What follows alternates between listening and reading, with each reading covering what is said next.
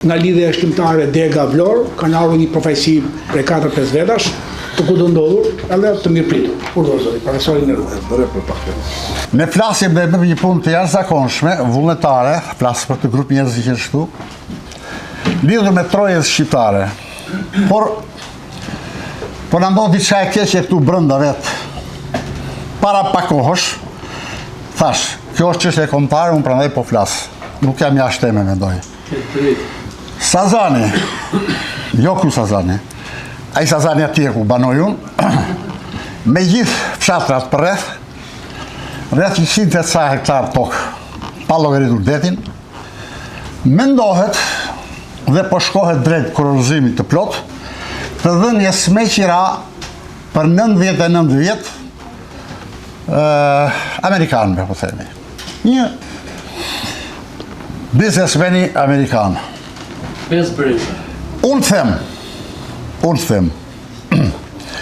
që Shqipëria është kaq e vogël, nuk duket në harë. sa nuk ka tokë për të dhënë me qira. Nuk do të sqaroj ju se ç'është kjo punë, sepse jeni njerëz të mençur, njerëz të ditur, adhetar, jemi mbledhur për çështje adhetare këtu, por po ju them me 2 llafe. Nëse ajo tokë, me gjithë detin, jepen me qira për 99 vjet, ne humbasim sovranitetin ton shqiptar mbi atë pjesë. Të tjerat janë pralla pasaj. Jo po do hi nga deti, jo po do i bjerë me në det, se këto janë budallëqe, për budallëqe. Për atë që shqiptare kupton. Po ky muhabet është dhe për Durrësin, por nuk do i hy këtij muhabeti. Dhe për ta mbyllur. Do të them një profeci që lexohet dhe thuhet në Vlorë, brez pas brezi.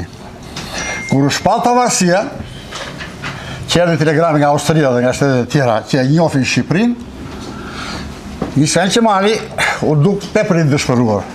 Luiz Gurakuqi dhe ta tjerë të mbledhin thonë çfarë ke? I thotë ky shiko. Është një Shqipëri e vogël, kjo është një Shqipëri pa duar dhe pa këmbë. Është i trungë. Këta hidhen me njerë, këto janë sipas kujtimeve të patriotit Lonjat, Kordel Luari, që i ka lënë të shkruara. Dhe ka qenë 18 vjeç dhe i shërbente Ismail Qemalit në ato shërbimet e vogla të shtëpisë që kisha ai. I thotë ky, bijtë mi qetësoni. Në veri është Serbi me Malazezi nga ardhur Durrës. Greku po përparon drejt Vlorës. Një pjesë janë vendosur italianët.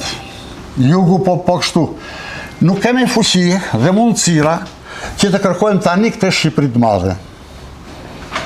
Jemi të detyruar të pranojmë kaq sa ne, por, thot ai, dhe kjo është profecia u të mbyll, dëgjoni bijtë e mi, thot.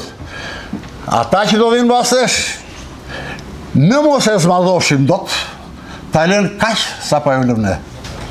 Faleminderit.